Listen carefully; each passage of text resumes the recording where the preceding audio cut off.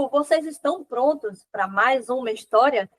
Dessa vez o Fissurada Pod foi ao Rio de Janeiro, pela segunda vez, né? Que eu já falei com a Dani, que a Dani é a mãe de Benício, que trata no CETAC, e a gente já vai falar que ele também tem a ver aí, e ela é do Rio, e vamos falar hoje com ele, que é mestre, doutor pela Universidade Estadual do Rio de Janeiro, professor do Instituto Smile. Se eu estiver errada, me corrija, hein, doutor?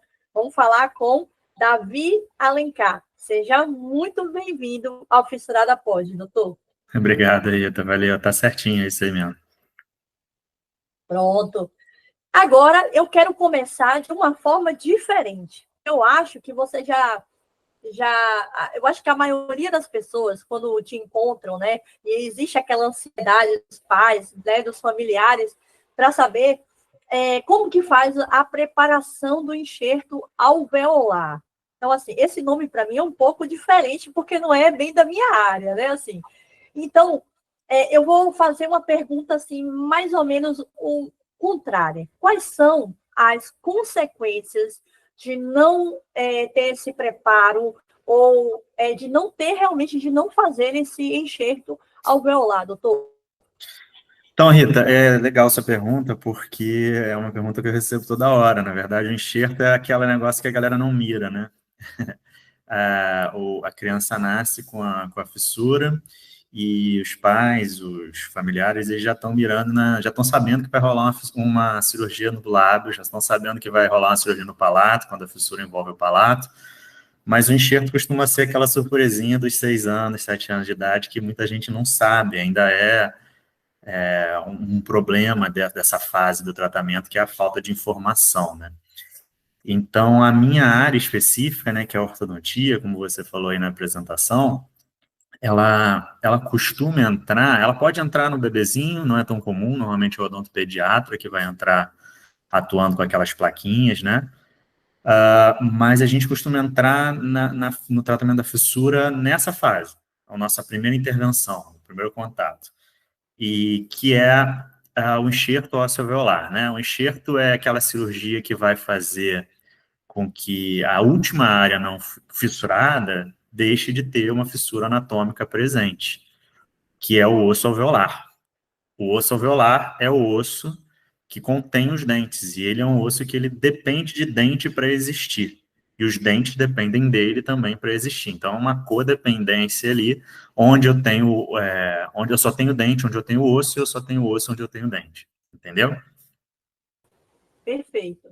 E, recentemente, eu aprendi a minha classificação, que até então eu realmente achava que só tinha fissura palatina, fissura bilateral e unilateral. Então, eu posso dizer, doutor, que esse enxerto alveolar, dependendo da classificação, aí eu já vou falar, pessoal, a minha classificação, eu sou fissurada bilateral transforame. Nesse caso aqui, de acordo com a minha classificação, esse enxerto é mais indicado, não é? Existe alguma dessas classificações hoje que se usa aqui, que é a do Spina, né? Salvo engano. Existe alguma dessas que descarta esse enxerto alveolar, essa necessidade, no caso? Tem sim. A fissura pós-forame não vai precisar do enxerto, né? Porque a fissura pós-forame não envolve o osso alveolar. O forame incisivo, né, que é essa referência, né, é um buraquinho que a gente tem na maxila e ele fica atrás dos incisivos, relativamente falando, anatomicamente falando. E aí, o que acontece é, como já está atrás, toda a fissura vai ocorrer dali para trás, para anterior, que é a região do osso alveolar, onde ficam os incisivos, né, esses 4 dentes maiores aqui da frente, a gente não vai ter um acometimento de fissura. Tem um outro cenário também, que é uma fissura que não é completa, né, que não seja completa. Então, você pode ter uma fissura pré-forame, ou seja, uma fissura que acontece desse forame para frente, mas ela envolve, por exemplo, só o lábio, entendeu?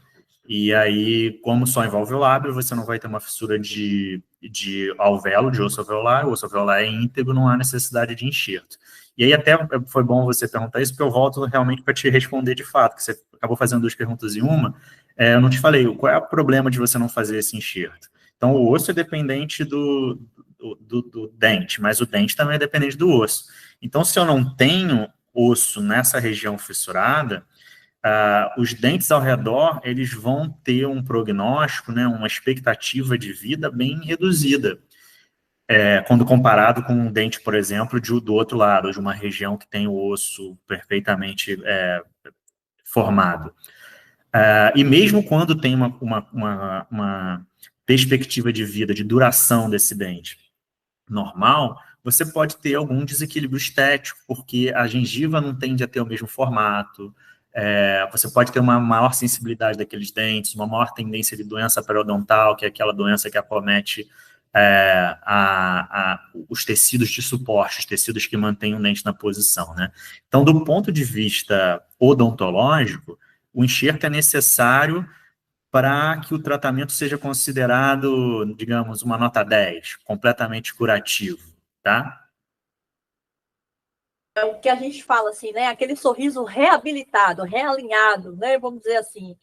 Perfeito. Entendi. Eu costumo falar, né? Aí eu faço um podcast, mas também eu sempre coloco um pouquinho da minha vivência aí nessa questão. Eu fico brincando quando eu encontro algum estudante de odontologia, que eu falo que eu já passei por todas as áreas, seja endodontia, já passei por... Qual que cuida da gengiva, doutor? A periodontia. É endodontia? A periodontia, já fiz enxerto periodôntico também. Então, assim, já passei também por enxerto, né, ortognático, tudo. Já usei aparelho, tudo eu sei um pouquinho aí de experiência própria, né? Cenário ideal. Eu vou trabalhar com 2 cenários. Um cenário ideal, que seria essa criança, nessa fase de troca dentária, e tal, tá lá chegando para o doutor Davi e tal. Então, vocês vão fazer toda uma preparação para que ela já esteja apta para esse momento, ou seja, né, para realmente esse enxerto alveolar ser possível. Então, doutor, quais são os exames, assim, de imagem, ou seja, o exame clínico, se você quiser complementar, não sei, que é necessário, no caso, para fazer esse enxerto, além, claro, da avaliação clínica, mas se tem algum exame acessório, eu lembro que eu fiz panorâmica, né, mas eu não sei se é isso mesmo, tem tanto tempo isso, então eu gosto só de atualizar junto com vocês aí, para não falar nenhuma bobagem aqui. Não, que isso. A ideia é essa mesmo, é informar, né? Passar informação. O enxerto, bom, vamos lá. Primeiro, a necessidade de enxerto e o planejamento para o enxerto são coisas que a gente avalia de forma diferente, né? A necessidade de enxerto normalmente é um achado clínico, porque você vai ver, avaliando a fissura, você vai avaliar e vai ver a falta de continuidade ali daquela maxila, né? Que é esse ossinho aqui de cima. Então, uma maxila de um paciente sem fissura, ele tem um formatinho de C, ou um U de cabeça para baixo, ou uma ferradura, enfim. E num cenário em que o paciente tem a fissura, essa ferradura ela é quebradinha, ou tem um quebrado, no caso de um unilateral, ou tem 2 quebradinhos aqui na frente, no caso de uma fissura bilateral, tá? Então, você avaliando clinicamente, grande maioria das vezes, você consegue ver essa fissura. Em alguns casos menores, fissuras menores, de técnicas cirúrgicas de lábio e palato um pouquinho diferentes, a gente pode precisar, além da clínica, de uma complementação radiográfica, e normalmente a radiografia de escolha é uma radiografia panorâmica ou uma periapical, que é aquela pequenininha que você faz só de uma região, né, quando você precisa tratar um canal, tratar um dente qualquer, tira ali daquela fissura, e você consegue ver. E em cenários muito extremos, a gente vai precisar de uma tomografia, que é quando a fissura é muito pequena e a condição clínica não é tão boa, dá uma combinação assim que não é tão comum. Aí só com uma tomografia para a gente confirmar. Mas, no geral, como eu falei, na grande maioria das vezes vai ser o exame clínico que vai ditar. Com relação ao planejamento para o enxerto, aí são 2 fases. A primeira fase é clínica ortodôntica, que é o quê? Você avaliar se a gente vai precisar fazer um ajuste dessa forma dessa maxila. Então, vamos voltar. Acabei de falar, a maxila da fissura, a maxila sem fissura, ela tem aquele formatinho de ferradura normal, e uma maxila com fissura, ela vai ter um quebradinho, vai ter uma falta de continuidade, tá? Okay. Quando a gente tem essa falta de continuidade aqui, eu estou olhando para mim para poder ver também, o que acontece é que no unilateral a gente vai ter 2 segmentos, 2 partes dessa maxila, uma parte maior e uma parte Sim, menor, tá bom? tá. Essa parte menor, ela tende a se aproximar do meio durante o crescimento. Então, quando chega com uns, sei lá, 5, 6 anos de idade, a gente já vê uma diferença, assim, entre essas duas partes, que elas já não formam mais aquela forminha de ferradura. Mesmo que eu preencha com osso aqui, nessa região que tem o buraquinho, não vai formar esse formato. Aí entra o meu trabalho, que é entrar com um aparelhinho e fazer esse alinhamento desses segmentos, com uma expansãozinha que costuma ser bem rapidinho, tá? Isso é uma É o avaliação clínica. expansor daquela chavinha. É um aparelho que não chega a ser um aparelho que coloca, naquele aparelho que coloca as caixinhas, né, e tal. Na minha época, não sei como é que tá hoje, né? Eu acho que ainda tem, né? Não sei, eu tô É, bem por fora. tem Mas sim. eu lembro desse expansor, que eu lembro que tinha que ter uma chavinha, é um nome que eu lembro assim, que aí a gente ia fazendo alguns ajustes até chegar nesse objetivo aí que você está Isso aí, falando. você usou um expansor fixo? Sim, Não tirava para comer, não tirava para nada. não, Entendi. Então, esse é o comum. Lá no CETAC é o que é comum para a gente, né? Quando toda vez que eu falo de tá. realidade, eu falo da realidade do meu centro, que é o Sim, CETAC. sim, Para a gente é o mais comum, que a gente utiliza com mais frequência. Tem alguns lugares que utilizam aparelhos mais removíveis.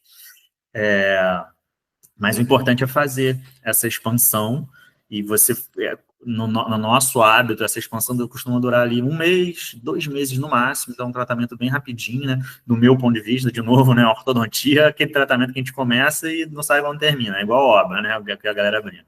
Mas uhum, esse especificamente, essa expansão, ela é muito previsível, ainda mais nas idades que a gente faz, que tá, são 5 anos e meio até os 7 anos, e é um negócio que depois a gente pode até voltar para dar mais detalhes, e a outra idade, 9 aos 12 anos.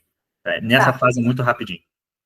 Ô, doutor, então eu posso dizer que nesse momento, então, ainda não é hora de usar aquele aparelho para alinhar os dentes. Aqui a gente está falando de céu da boca, é isso, palato, né? A gente está falando de uma estrutura muito maior, né? É isso? Já quando que é eu não me lembro realmente agora, já me fugiu. Agora você falando sobre isso, agora me veio.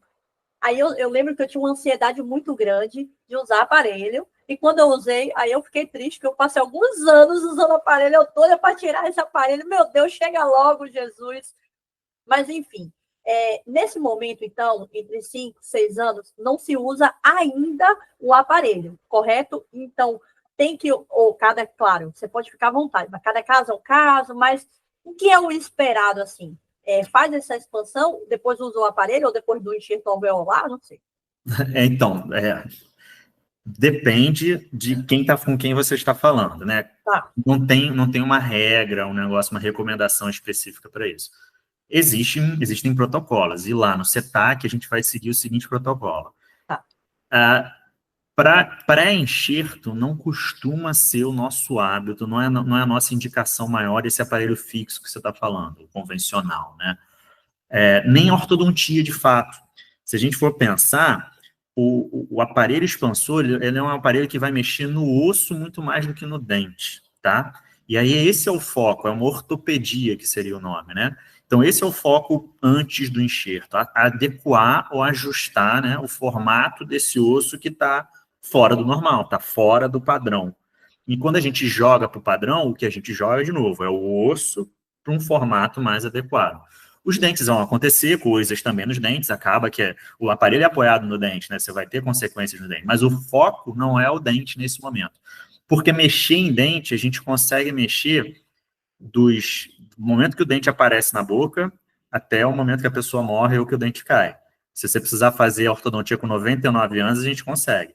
Opa! Ó, esse aqui já era no meu cenário não ideal, mas a gente chega lá. Muito bom, você já adiantou aí. E eu quero trazer um pouco de esperança para quem abandonou o tratamento, está na fase adulta, se é possível, mas a gente vai falar um pouquinho mais para frente. Vamos cuidar dessa garotada aí que, né, é o nosso cenário. Ótimo. Então, já falou sobre idade. Então, qual que é a área doadora? É motivo de preocupação dessas mães? Elas já podem começar a chorar. Ai, meu Deus, vai tirar um osso da bacia. Enfim, existem outras áreas doadoras que também, né, causam chances de sucesso. Explica um pouquinho. O meu caso, pessoal, só para vocês entenderem, o meu foi da bacia, tá? Então, só, né, eu sobrevivi, estou aqui contando história. Eu ia te perguntar isso, como é que foi a sua experiência? Você lembra dessa parte do enxerto? Cara, eu lembro do inchaço, o edema foi muito grande. Eu lembro Mas do aonde foi o edema? Foi no rosto, né? no rosto, no rosto, no rosto. Uhum. Mas lá na região ali do quadril, assim, era dolorido, era como se eu tivesse batido na quina de algum, sei lá, de uma mesa, aquele osso ali da bacia. Então, era Uhum. aquela sensação na hora de caminhar. Mas Entendi. que logo, depois de algumas semanas, isso foi diminuindo e tudo. Então, eu não cheguei, por exemplo, a usar acessórios para conseguir andar. Então, eu só diminuí o meu ritmo, né? Ali de vida mesmo, assim. Mas eu já era. A gente conversou nos bastidores, eu já fiz, pessoal, o meu enxerto já de forma tardia, né? Então, porque eu morava muito distante do centro de referência também, né? Então, eu não pude, a gente não conseguia acompanhar tudo assim no tempo correto, assim, que deveria também. Você fez com 16 anos, né? Que você me falou, né? Isso, isso. Então, e fez junto com a ortognática, que é outra coisa relevante, não é isso?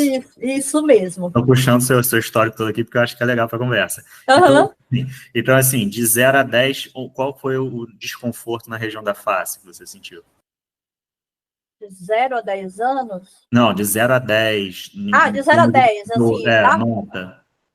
da face, vamos colocar aí um 7, comparado a queloplastia, a cirurgia do nariz, a rinoceptoplastia, é, é, ele ficou mais inchado, só por isso, assim, assusta um pouco, apenas assim, esteticamente assusta, porque eu fiquei inchada, eu não cheguei a ficar roxa, mas fiquei inchada, só isso, comparado às demais, mas, assim, nada mais. Eu usei borrachinhas, na minha época eram aquelas borrachas, mas eu lembro que tinha um rapaz que tinha, não, quando a gente ia para lá, as pessoas ficavam muito comentando nos corredores, né, sobre essa cirurgia, essa tal temida ortognática e tal, porque diziam que costura, dava ponto na boca e deixava um cantinho para a pessoa só se alimentar pelo canudo. Então, eu e minha mãe ficávamos apreensivas. Quando as coisas foram acontecendo e que a gente viu que já não era mais a costura, né, entre aspas, na boca, que eram as borrachinhas, era o aparelho, então a gente foi, né, relaxando mais. E aí na quadril você sentiu de 0 a 10, quanto? Aí, tipo, uns 9, bora colocar aí, assim, sabe? Foi É, pior do que no rosto? sim, sim. A mesma sensação, aí eu vou fazer um paralelo, tá? A minha última rinoplastia eu fiz com enxerto de cartilagem. Então, por mais que eu tenha aumentado demais o meu nariz, né, foi uma cirurgia de grande porte, a área que mais doeu foi a área que eu doei ali para, né?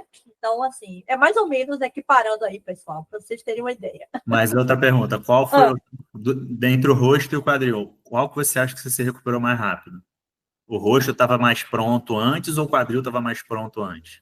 Um quadril. Então é mais ou menos o relato de todo mundo isso aí.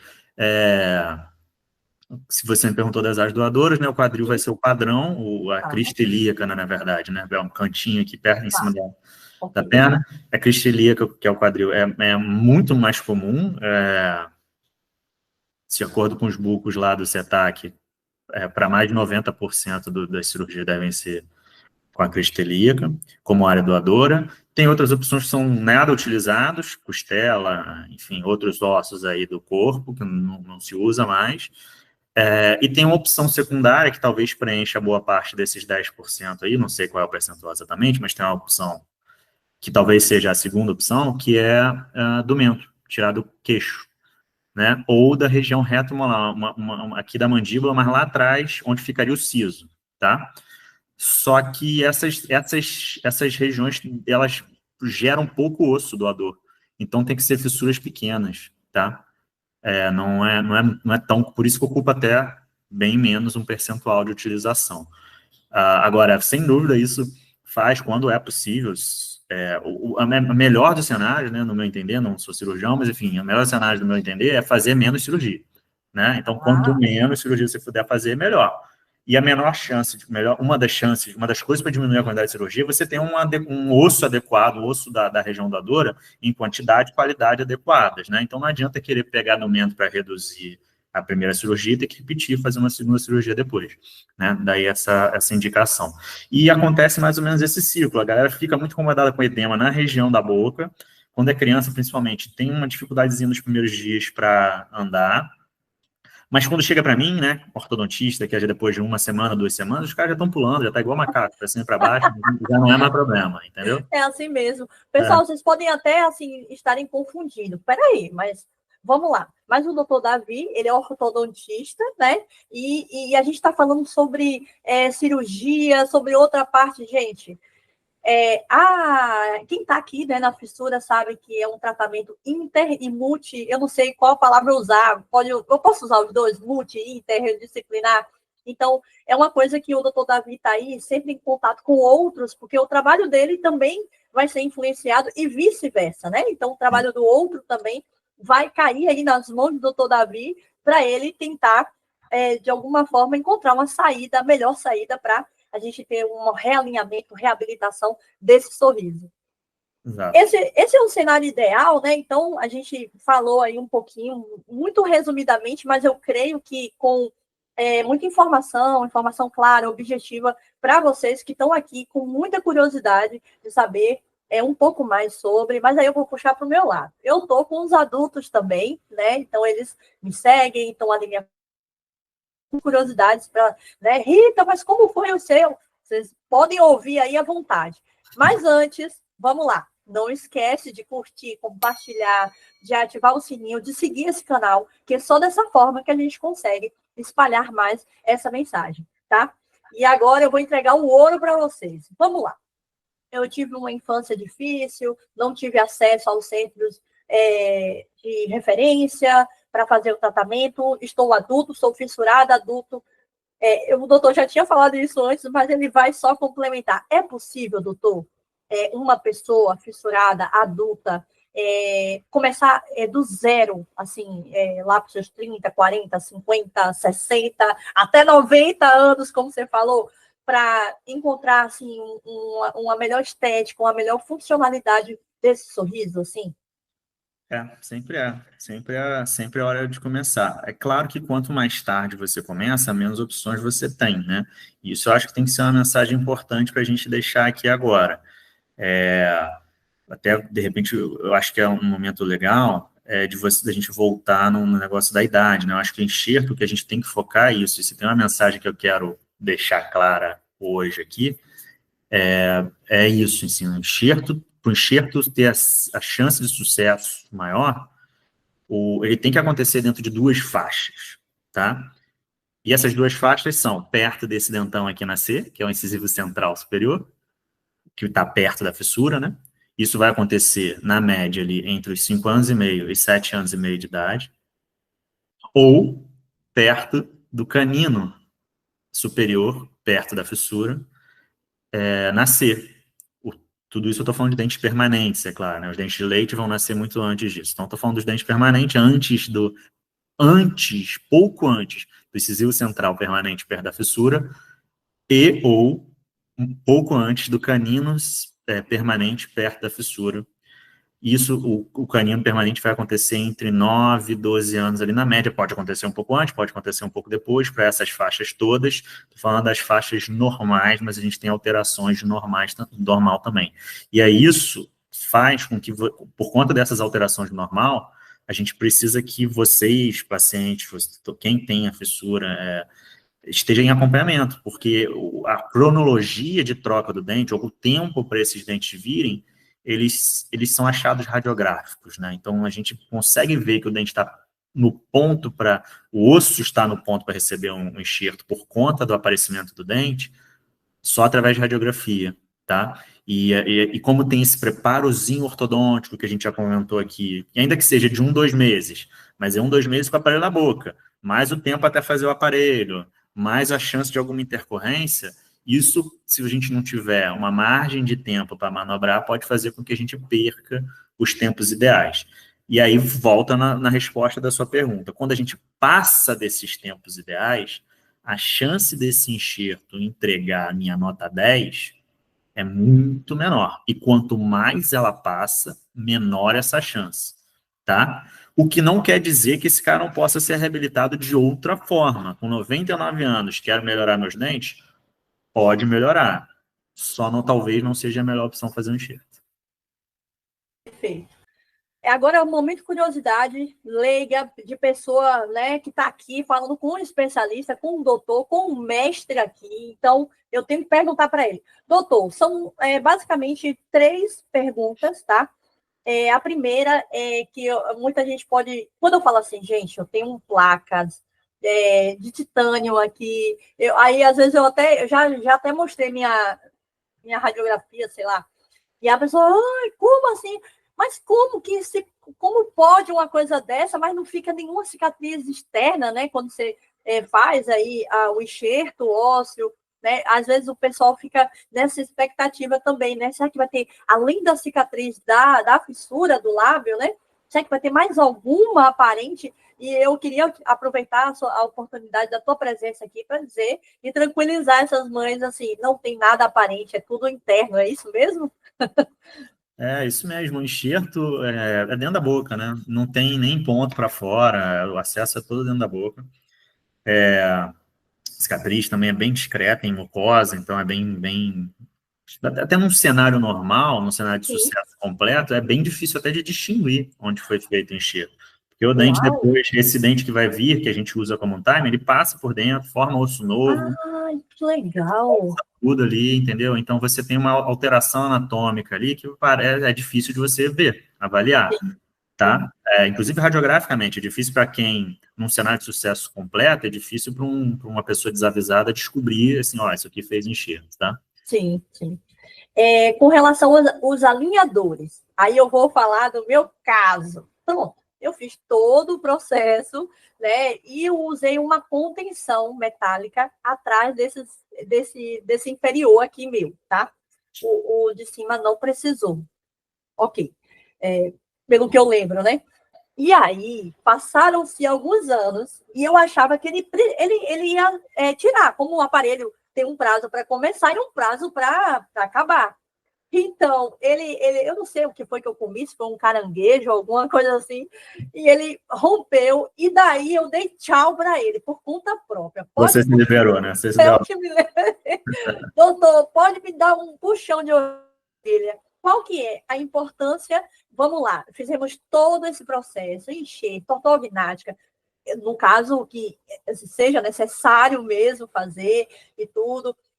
Chegamos ao final, alinhamento, tá tudo ok. E aí tem que usar essa contenção. Para a vida toda? Não é? Como é que é isso aí? Conta aí.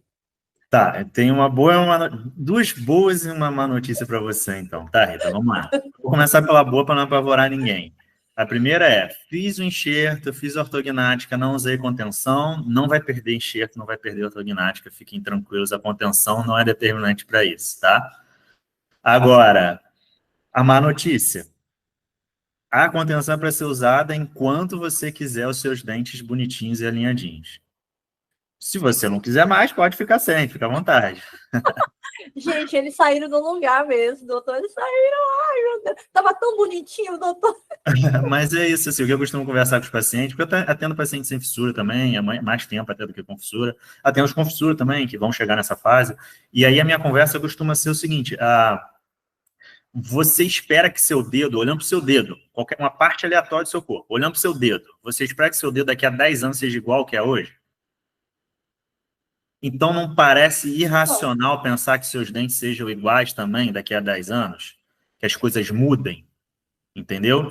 E aí o mudar, sair do alinhamento, sair de uma posição de alinhamento, significa ir para uma posição de desalinhamento, tá? Então hoje a gente entende que esse desalinhamento que vai acontecer se você não usar nada para conter, é parte do processo de mudança, é parte do processo de envelhecimento, má notícia, ó, má notícia.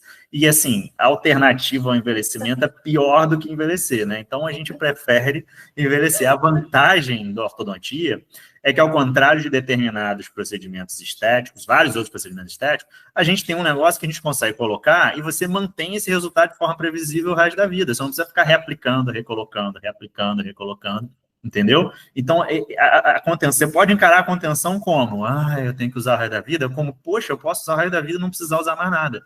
E é assim que eu prefiro encarar.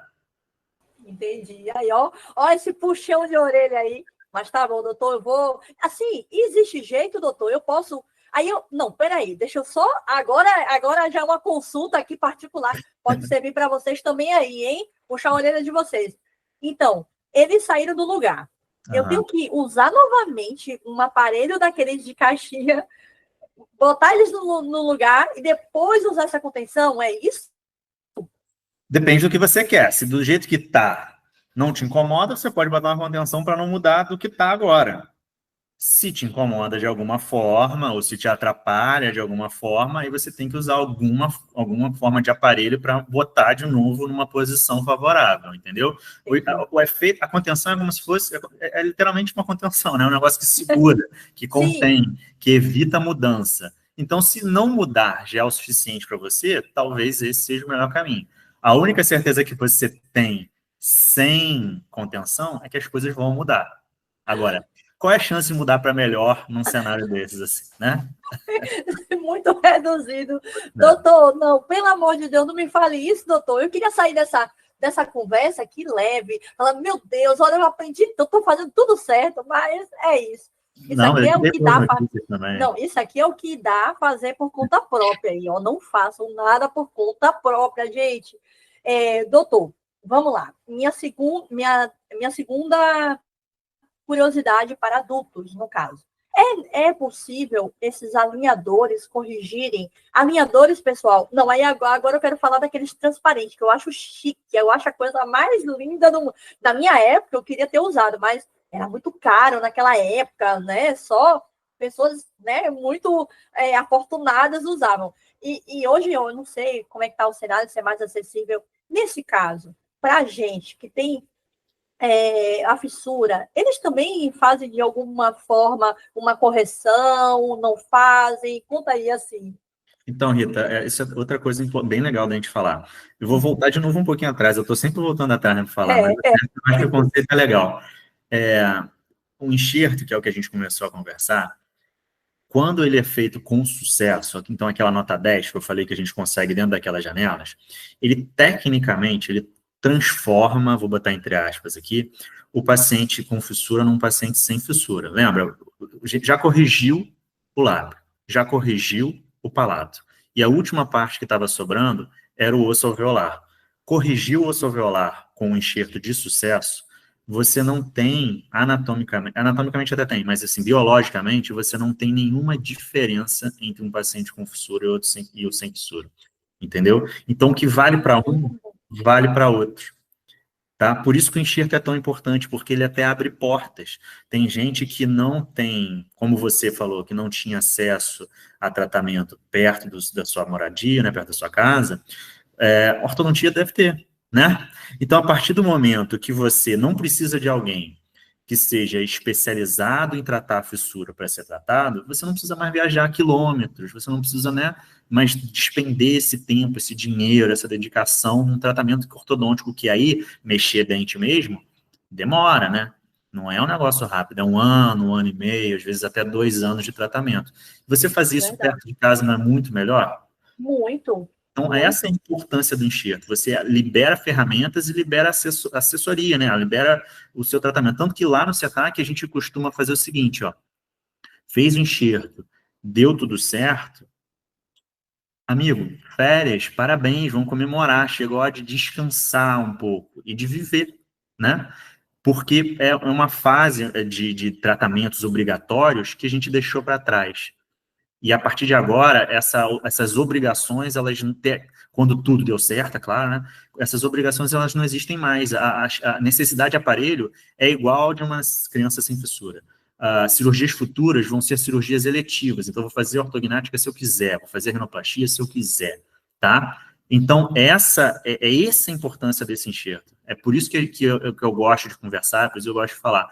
Porque feito certinho, tratado na época certinha, a gente abre portas, entendeu?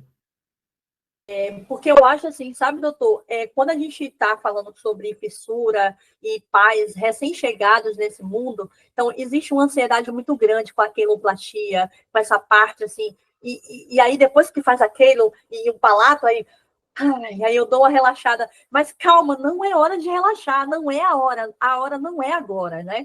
A hora realmente é esperar esse time correto para que tenha maior sucesso de reabilitação, e tá nesse cenário aí, você está falando que meu Deus, como eu queria, né, ter tido esse cenário ideal, assim. Eu falo isso, pessoal, porque vai fazer parte agora da minha terceira curiosidade, que é em relação a fazer a reabilitação, realinhamento da arcada dentária e tudo, com prótese. A gente sabe que, vamos lá, tem alguns casos que a pessoa perde o dente, seja lá por motivo qual for, e aí, mas ela tem essa necessidade, né? E foi vista essa necessidade de realinhar. É possível fazer esse realinhamento dos dentes com prótese, para quem usa prótese? Não é. Eu sei que é um cenário mais complicado, mas eu sei também que tem muita gente que está assistindo que é um cenário que tem e fala assim: eu não vou nem mexer mais no meu dente, eu uso prótese. Assim, de forma parcial, prótese parcial, né? Vamos dizer assim. No meu caso, eu uso prótese fixa nos dentes da frente, né?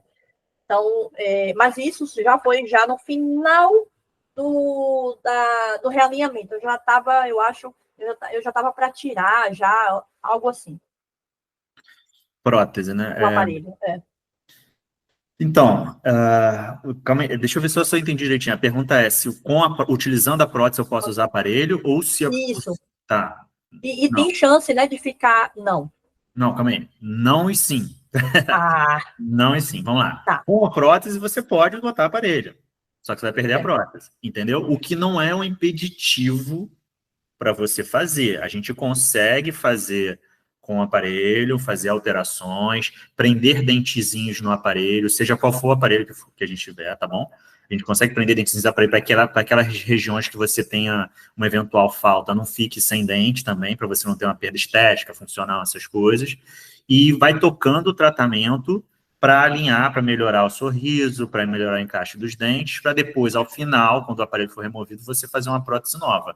Só que é aquilo, a sua prótese antes do tratamento, ela vai virar peça de museu. Você vai ter que usar uma outra após o seu tratamento. Então, mas não é impeditivo. Você não consegue fazer com aquela, mas consegue fazer o tratamento. Que Tá? vai mudar toda a estrutura ali, né, doutor? Porque o Exatamente. caminho é esse. Então, eu queria trazer também esse cenário, né? Porque existem muitos fissurados que usam próteses, tiveram perdas, né? Tiveram, ou se não, extrações de forma, sei lá, talvez não necessária. Aí vem a minha terceira e última curiosidade. Doutor, é importante conscientizar os pais ou os fissurados adultos a procurarem essa parte de alinhamento dentário com profissionais que tenham experiência, que tenham vivência com a fissura lábio-palatina. Qual que é a importância disso?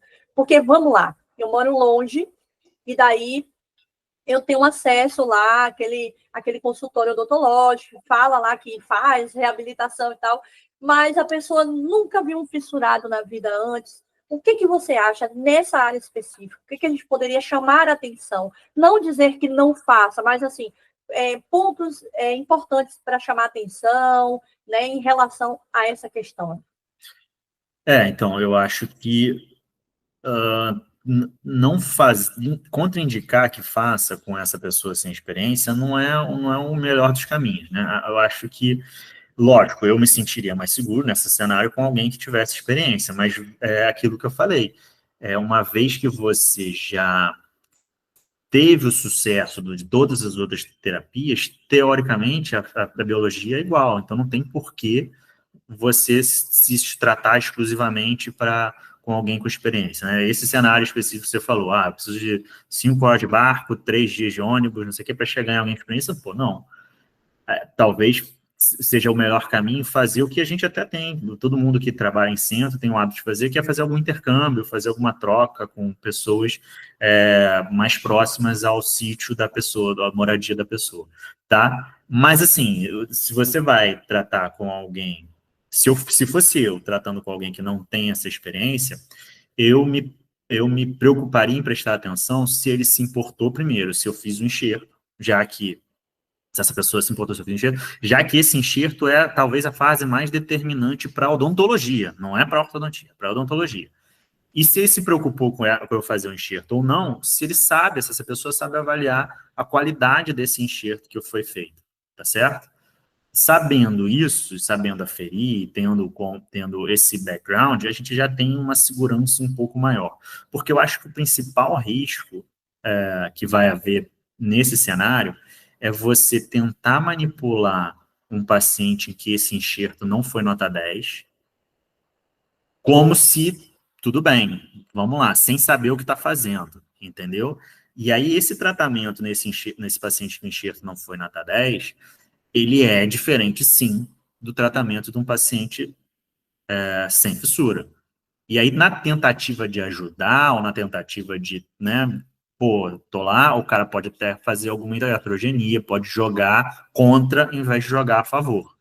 Então, o melhor dos cenários é ou alguém que tem essa experiência, ou pelo menos ter como dar essa assessoria, alguém que possa dar essa assessoria remota.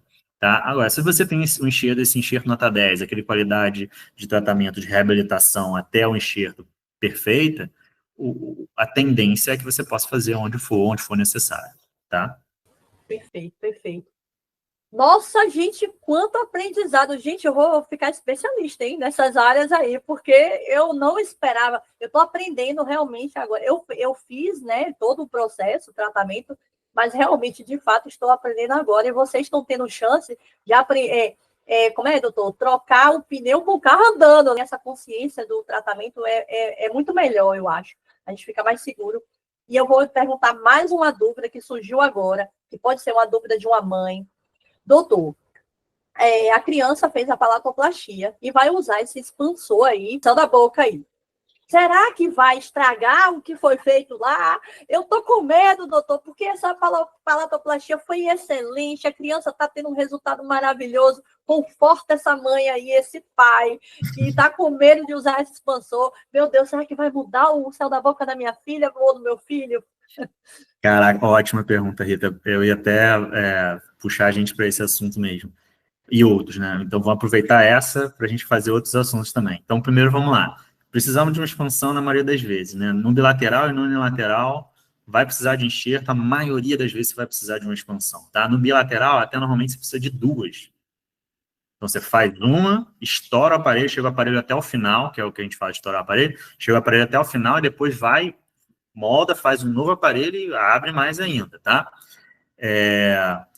E aí, qual é o cenário comum? O que costuma acontecer? Primeiro eu vou te desesperar para depois te acalmar. O que costuma acontecer? Abre uma fistulazinha assim quando a gente começa a expansão, quando a gente atua com a expansão. É até um negócio que a gente avisa antes, tá? Mas, primeiro eu te desesperei, agora eu vou te acalmar. Mas... Gente, eu tô assim, ó, já assim, ó. Mas essa fístula, a gente encara como um sinal de sucesso da terapia, tá? Por quê? É sinal de que os segmentos maxilares estão se afastando. E, na verdade, o que a gente está fazendo é expor uma fístula que estava escondida, tá? A gente não rasga o tecido, a gente não abre o tecido com a expansão. Essa expansão não é rápida o suficiente para fazer isso. O que acontece é que lá atrás, na palatoplastia, essa fístula se formou por qualquer motivo, tem uma série de motivos para isso acontecer. Dentre eles, é um bebê que está recebendo a palatoplastia, né? Então, é uma boca minúscula. E até difícil de você diagnosticar, às vezes, uma fístula pequena.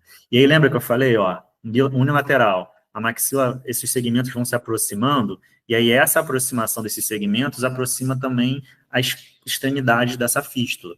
E aí, com essa aproximação, às vezes os tecidos moles se tocam, né, a gengivinha se toca, e aí para de passar coisa para o nariz, entendeu? Só que o buraquinho está lá, só que os tecidos estão aproximados.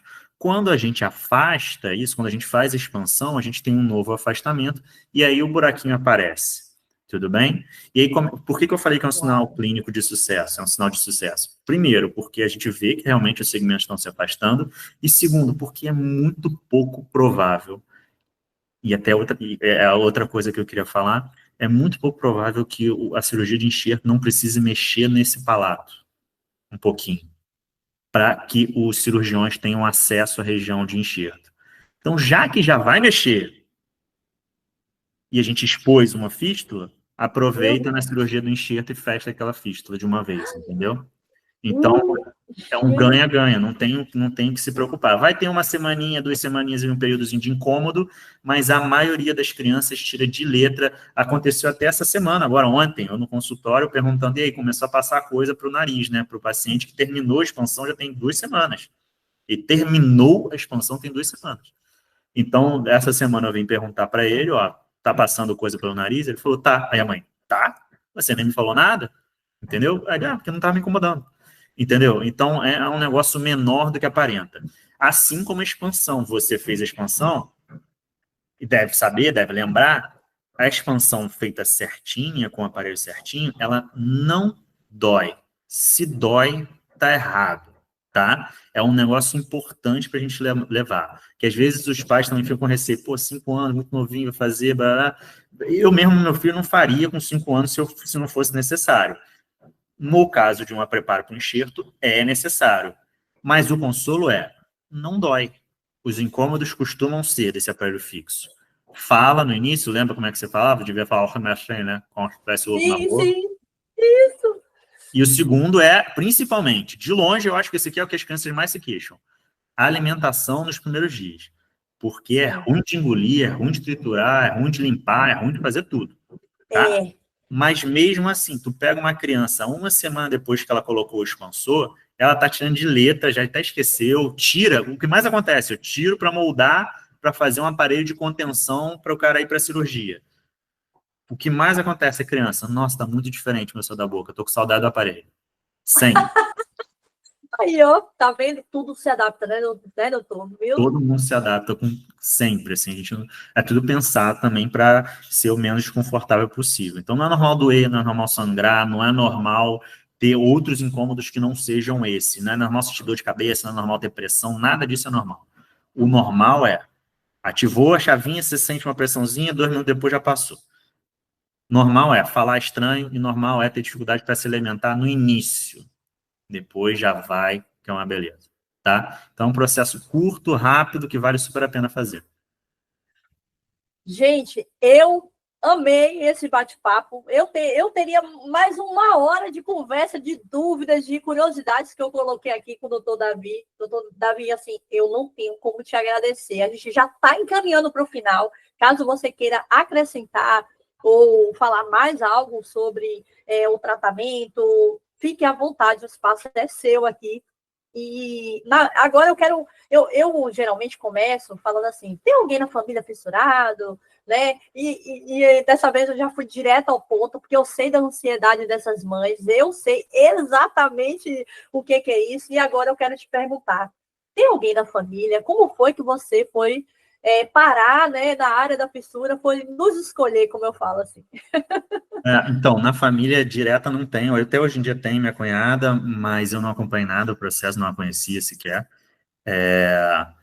E foi meio, como que eu cheguei na fissura, foi meio por acaso, assim, até a gente conversando antes nos bastidores, eu te falei isso, eu fiquei pensando para lembrar mais ou menos do que foi, mas eu acho que foi, assim, o meu curso de formação da especialização de ortodontia, né, ele era um curso voltado para um professor que tinha muita experiência com fissura, o Dr. Leopoldino Capelosa, um cara bastante experiente com isso, um dos primeiros ortodontistas do Centrinho, e por conta muito de ouvi-lo falar, de ver relatar, ler artigos sobre essas coisas, esse assunto estava sempre permeando ali a minha cabeça, e principalmente uma das minhas colegas de turma foi trabalhar no CETAC, que na época estava começando. E aí ela me chamou, eu não pude ir no primeiro momento, depois ela e o Bruno, que é o cirurgião bucomaxilo do CETAC, eles me chamaram de novo, e eu já estava num momento um pouco mais tranquilo do mestrado, e aí a minha curiosidade bateu, eu fui parar no CETAC, vai fazer 10 anos ano que vem, e hoje é o meu lugar favorito de trabalhar. Adoro trabalhar com tudo que eu trabalho, mas Uau! mas o CETAC é o meu lugar favorito por conta disso, porque a gente lida com situações mais humanas, né? A gente, primeiro de tudo é isso. O segundo é a oportunidade de fazer esse trabalho multidisciplinar, aquela conversa que a gente estava falando mais cedo, né? Estar com o Bruno, que é o cirurgião bucomaxilo do meu lado, estar com a Mariana, que é a protesista do meu lado, e no Caio, que é o otorrino, no Dr. Henrique, que é o plástico, ou no Márcio, que também é o plástico, nas meninas da Fono, que a gente sempre troca muita coisa também, a Paula, que é o odontopediatra. Então, trabalhar num centro é um trabalho muito diferente daquele trabalho de consultório, né, que você está lá sozinho o tempo todo, né? É um trabalho mais agitado, mais dinâmico, né, digamos assim.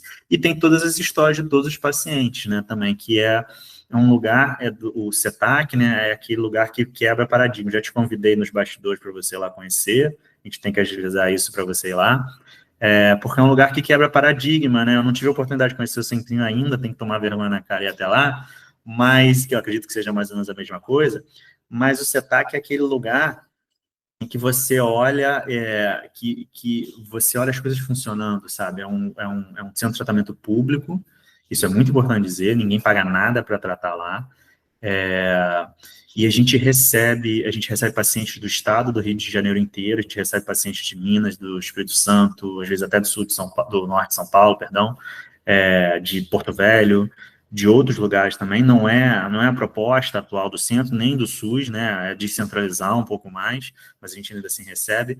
E cada um desses pacientes é uma história diferente, cada fissura, né? Não tem aquela história, cada fissura é uma fissura diferente. Cada pessoa é uma pessoa diferente, porque cada pessoa é uma pessoa diferente. E para a gente é muito legal, e para mim é muito legal, é um aprendizado muito grande. Isso. E parte desse aprendizado, eu estou falando para caramba, né? Mas vamos lá, parte desse aprendizado. Não, você está respondendo o que eu já ia te perguntar lá, da pergunta ponto a ponto. Calma aí, doutor, segura a ansiedade aí. Gente, ó, agora é o momento ponto a ponto. Por que essa pergunta? É tipo bate-bola, sabe? Aquele finalzinho de entrevista. Ponto a ponto, porque a gente leva muito ponto, né, doutor, para a gente reabilitar. Então, pergunta ponto a ponto. Doutor Davi, o que os fissurados ou a fissura tem te ensinado tanto, assim, nesses quase uma década aí, já uma década trabalhando conosco, assim? Já me incluo dentro dessa roda aí. Cara, o principal, eu acho que é entender isso aí, a diferença de cada um, como você... Para mim, o que eu faço é muito simples, né? Para mim, o que eu faço é muito corriqueiro. E como isso faz diferença diferente para cada um, né? A primeira coisa foi essa. A segunda é que como eu acho que me transformou um profissional melhor, não tanto tecnicamente. Eu acho que tecnicamente você trabalhar a fissura, ou o paciente com fissura, é muito pouco técnica, é mais experiência, tá? Então, eu acho que o principal, outra coisa principal, né, foi essa noção da importância, da minha importância, da importância da minha especialidade sobre os pacientes, e da noção da história do paciente, da entender o paciente, entender a pessoa em si, não olhar para a fissura o tempo todo, não olhar só para aquela falta de continuidade na maxila, né? Entender a história, como aquilo que vai interferir. Então, eu acho que a principal forma que tratar paciente com fissura me afetou foi me deixar progressivamente mais humano nesse atendimento. Entender a pessoa por trás dessa fissura, entender esse atendimento como sendo da pessoa, né? E eu acho que melhorou diversos aspectos da minha vida por conta disso. Entendi. Até mesmo por esse contato, né? Esse período que a gente está lidando com o profissional. Talvez o ortodontista, a gente lida muito mais anos do que o cirurgião plástico, né? Do que a fono, que vocês têm aí essa etapa de evolução, até óssea mesmo, né? Para acompanhamento, para um melhor sucesso. Então, eu lembro do rosto das pessoas que me trataram à época, nunca esqueci, porque realmente aquele contato ali, talvez seja um contato maior do que uma pessoa sem fissura, vamos colocar assim, ou eu estou falando muito... Não, com certeza é. E eu acho que tem uma outra coisa também. A ortodontia, minha área especificamente, é uma área muito pouco tangível, assim, é um negócio, né, de que você, quando eu vou falar alguma coisa, quando eu falo que eu vou fazer, é muito mais normal ter dúvidas sobre a minha área do que ter dúvidas, por exemplo, sobre uma cirurgia plástica, né? Eu quero fazer o nariz, tem que fazer uma cirurgia, entendeu? Agora, o que é um enxerto? Tipo, não tem uma dúvida dessa. O que é a labioplastia? O que é a queloplastia, né? Isso não é uma dúvida que É, existe. Agora, é da minha verdade. parte, existem essas dúvidas, assim. E eu chegar e tratar, o agente, não estou falando por mim, mas é o CETAC, na verdade, é uma cultura do CETAC. A gente chegar e tratar não é chegar, sentar e mexer na boca, é sentar, conversar, explicar, tirar dúvida, é ter toda uma dinâmica de tratamento que é completamente diferente lá, entendeu? Então, acho que isso que é também grande, assim, no tratamento com fissura. Essa tá me faltando a palavra, mas enfim, essa empatia necessária. Empatia. Eu acho que a palavra é essa mesmo. Me deu uma... Ah, não, doutor, eu tenho que tirar essa dúvida. Gente, segura aí, porque eu tenho que fazer... Você falando aí, eu lembrei. Já teve caso de paciente com prótese de palato usarem também aparelho ortodôntico? Já pegou em um caso assim? Já e não já. De novo, toda hora eu dou resposta dupla, eu nunca fiz essa já. É um negócio difícil de fazer. É É um negócio difícil de isso. fazer, mas acontece com muita frequência desse cara precisar, entendeu? O que a gente faz no CETAC como rotina ainda é fazer uma remoção da prótese do palato, tratar e voltar com a prótese palato depois. Num cenário ideal, a gente não precisaria fazer isso. Mas a gente ainda está chegando nesse nível de evolução lá no CETAC. A prótese palato é um negócio mais recente para o CETAC, tá? Então a gente ainda não tem esse know-how completo. Talvez seja a área que a gente está buscando, inclusive ativamente, uma melhor colocação, uma melhor forma das coisas acontecerem. Enquanto que outras áreas, por exemplo, enxerto, ortognática, essas coisas a gente já está mais puxando o bonde do que correndo atrás. Perfeito, perfeito. Tá? É isso, doutor. Você agora, para fechar, assim, eu quero só te agradecer mais uma vez pela sua disponibilidade. Gente, eu falei com o doutor Davi, ele no instante me respondeu, falou, claro, topo, vamos lá, e deu tudo certo. Então, assim, eu estou assim, muito feliz, estou saindo assim, enriquecida de informações mesmo. Espero que vocês também gostem, comentem aqui, coloquem aqui, serviu para vocês, vocês acham que vai servir para alguma mãe, algum familiar? Então, comenta aqui, compartilha. E agora você pode me fazer uma pergunta, porque eu faço isso de surpresa mesmo, qualquer coisa, tema livre, sobre a fissura labio-palatina, sobre minha reabilitação, sobre o que você quiser falar ou perguntar, que eu estou aqui para te responder, para a gente fechar esse bate-papo. Eu já te perguntei um monte, mas eu vou te perguntar mais alguma. Ai, meu Deus, estou com medo. Ai. Não, Pode mandar, não, doutor? é bem pessoal. A primeira que eu estava falando das notas, né?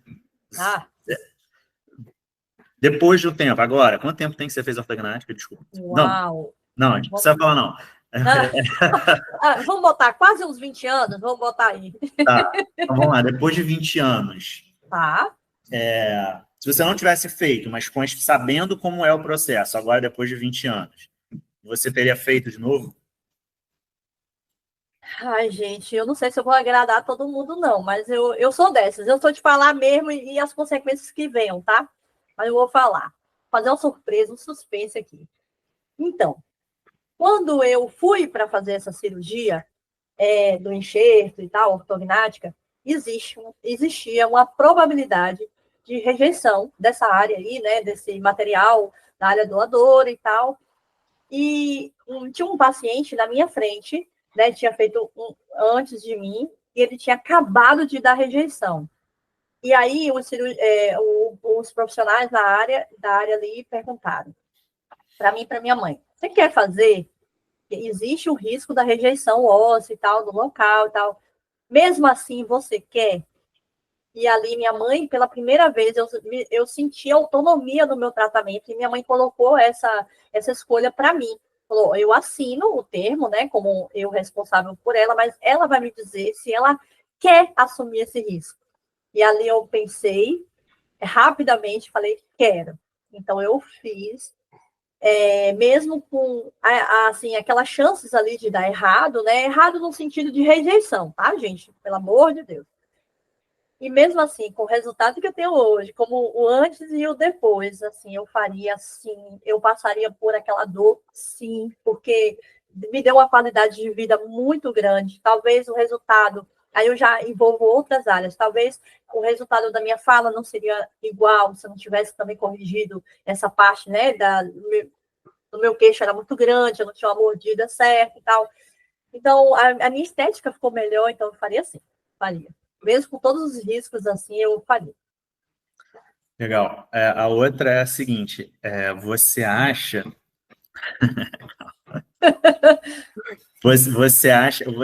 que, você contou aí que tem a prótese anterior, não sei o quê, e que tem esse apinhamento inferior que você está se queixando aí. Você acha... Apinhamento, doutor, que fala? O desalinhamento é apinhamento, é isso que fala? Apinhamento. Legal, estou aprendendo aí. Então, aí você acha a sua preocupação com o tratamento de próteses, essas coisas, é nesse cenário de querer botar um aparelho, de querer fazer alguma coisa, ou já deu, tô bem assim, vamos embora? Não, tá ótimo. Mas a única coisa que assim que eu tenho observado e agora falando muito para a câmera, muito, né, na rede social, eu vejo o desalinhamento. Eles estavam tão bonitinhos, tão alinhados a parte inferior, a parte superior não mexeria mais em nada. Talvez a parte inferior eu realinharia para ornar com tudo que está aqui. Né? Eu acho que era isso, assim. Eu acho que eu não teria tirado a contenção. Eu ia perguntar isso porque, como tem esse tratamento mais longo, eu perguntei isso porque, como tem esse tratamento mais longo, o que costuma acontecer quando a gente tira com o aparelho das crianças, da adolescente já, né? É que os caras falam, nunca mais eu faço nada depois. E aí eu queria saber se é isso a sensação ainda que você tem, ou se não, para melhorar isso aqui ainda vale a pena, entendeu? Vale a pena, eu acho que vale a pena. Porque Reabilitar. Fala. Desculpa, é que cortou aqui. Um sorriso reabilitado é muito, muito bonito. E assim, e a gente sabe o quanto que a gente paga, é um custo muito grande de tempo, de esforço, né, de dedicação ali, não só nossa, né, mas como dos nossos pais, familiares. Então, eu acho que é sobre isso, mais sobre, porque vale a pena, é bom. A gente tem um peso maior, né? A gente fissurado, que passa muitos anos, tem um peso maior. Então, eu acho que meu sorriso vale ficar alinhado novamente. É uma questão de eu pensar. Eu acho que eu quero pensar nisso, sim. Porque é isso, né? Na verdade, é muito tempo, né, de tratamento, assim. E a gente lá, até fez essa pergunta para a gente também abordar isso. A gente lá, a gente tenta fazer sempre ilhazinhas de tratamento, nunca tratamentos muito longos, porque senão a gente entra nessa de 6 anos de aparelho, 7 anos de aparelho. E é uma questão da ortodontia, é uma autocrítica que a ortodontia tem se feito, não é a gente do CETAC. O Centrinho também já faz isso há bastante tempo, por exemplo. A ortodontia não é um negócio para o cara morar, né? É uma casa de veraneio, para passar um tempinho e sair. Então, justamente para isso, entre outras coisas, né, na verdade, para isso também, porque a boca é um negócio dinâmico, a gente acabou falando sobre isso também, de contenção, né? Então, como a boca é um negócio dinâmico, não é incomum, depois dos 20 anos de idade, a gente precisar fazer outras intervenções. E você passar e somando, somando, enfim, não é interessante para ninguém, nem para o serviço, nem para o Estado, nem para o dentista, nem para o paciente, principalmente a sua família, né?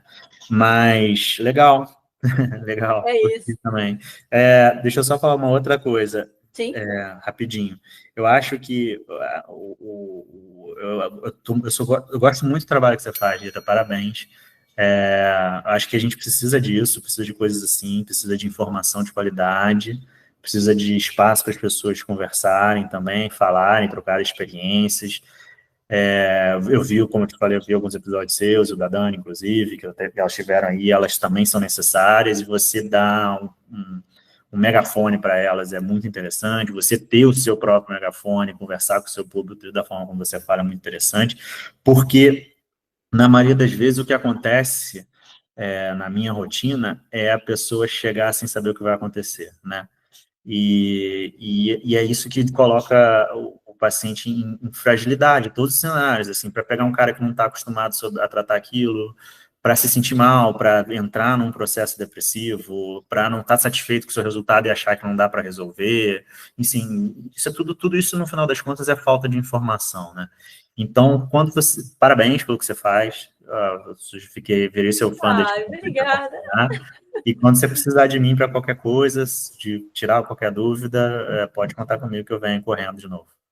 Obrigada, doutor. Eu acho que é sobre isso. É como eu te falei, eu estou aprendendo sobre a fissura depois do meu tratamento, assim. Talvez se eu tivesse munida de informações, talvez o time para fazer o enxerto não teria passado, talvez a minha mãe, se tivesse mais acesso, se tivesse essa rede hoje que tem para falar sobre fissura, a gente não teria, né, teria dado um jeito ali para chegar no time certo para as chances de sucesso serem maiores. Mas é sobre isso. Aqui a gente não aponta culpados, aqui a gente só quer distribuir muitas informações. Pessoas assim como você são muito necessárias. E eu, no início do projeto, só queria falar de histórias de fissurados. Depois eu fiz uma autocrítica, uma avaliação. Eu falei assim, eu não tenho como falar de fissurados sem falar de profissionais que se dedicam, que estão ali, né, com um olhar diferenciado, que poderiam estar fazendo qualquer outra especialidade, qualquer outra coisa, mas escolheu trabalhar conosco, né, com essa sensibilidade e humanidade. Muito obrigada mais uma vez, gente, e até o próximo episódio. Tem coisa nova chegando aí, hein? Obrigada, doutor.